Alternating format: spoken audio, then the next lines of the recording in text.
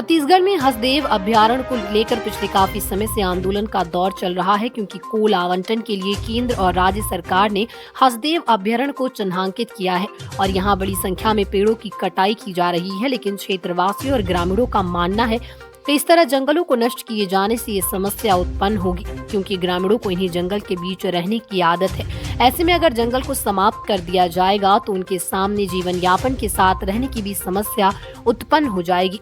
हालांकि सरकार की माने तो विकास के दृष्टिकोण से ये एक बेहतर कदम है, लेकिन अब विरोध को देखते हुए सरकार ने इस पर पुनः विचार करने का निर्णय लिया।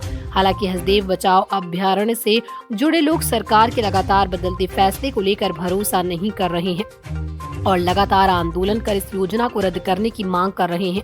रविवार को भी बिलासपुर में कुछ ऐसा ही नजारा देखने को मिला, जहां बड़ी संख्या में लोग छत्तीसगढ़ भवन के सामने हसदेव बचाने के लिए जुटने लगे। हालांकि लोगों की भीड़ को देखते हुए सिविल लाइन पुलिस ने उन्हें गिरफ्तार कर लिया और थाने ले गए। इसके बाद कुछ देर के बाद उन्हें छोड़ा गया।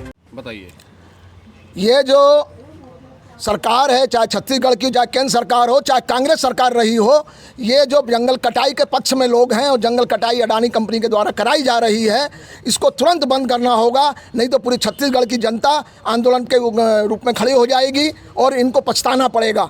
और मैं पूरी छत्तीसगढ़ की जनता, सरकारी कर्मचारियों, अधिकारियों, नेताओं, मंत्रियों सबसे आह्वान करता हूं कि अगर ये जंगल को बचा लो, नहीं बचा पाए तो बहुत बुरा पछताओगे।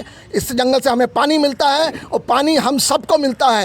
ये जंगल कट गए तो ना पानी हमको मिलेगा, ना आपको मिलेगा, ना अडानी को मिलेगा, ना मुख्यमंत्री को मिलेगा, ना कांग्रेस वालों को मिलेगा, ना भाजपा वालों को मिलेगा।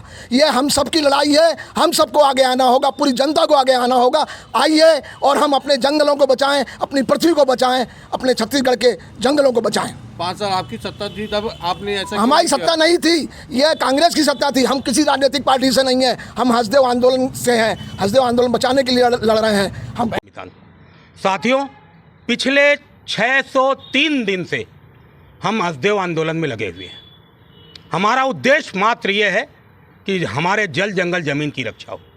जिस तरीके से दोनों सरकारें अडानी के लिए संपूर्ण चीज़ें खोल चुकी हैं, पूरे जंगल काटे जा रहे हैं, इसका परिणाम अभी नहीं, आने वाले समय में मिलेगा।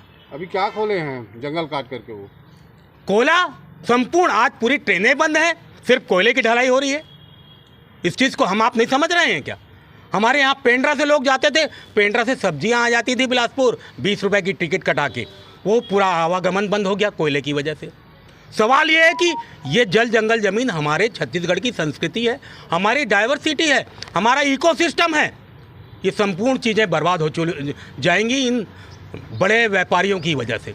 इसे बचाने के लिए सभी से हमारा निवेदन है कि आइए और इस जल जंगल ज़मीन को बचाने हेतु हमारा सहयोग कीजिए। पिछली बार जब कटाई शुरू हुई थी तो आदरणीय प्रथमेश मिश्रा जी और मैं चंद्र प्रदीप वाजपेयी, हम लोग आमरण अनशन पे आ गए थे।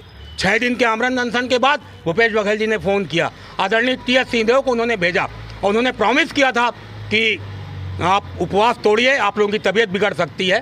तो हमने उपवास तोड़ा उनके कहने से, और उस समय जंगल की कटाई बंद हो चुकी थी। सरकार आते ही फिर वही शुरू। इस तमाशे को बंद करें। परसों आप सबके माध्यम से लोगों को यह पता चला कि हाथियों ने 2 आदिवासी ग्रामीणों को रौंद दिया। सवाल, वो एक दुखद घटना है ज़रूर, पर सवाल ये है कि वो हाथी उनके घर गए कि वो उनके यहाँ गए? जंगल नष्ट हो जाएगा तो वो जीव जंतु कहाँ जाएंगे? अभी तो सिर्फ वहीं आसपास जा रहे हैं, अभी शहर वाले भी सचेत हो जाओ, आपके घरों में भी घुसेंगे। बिलासपुर से अमित पाटली की रिपोर्ट।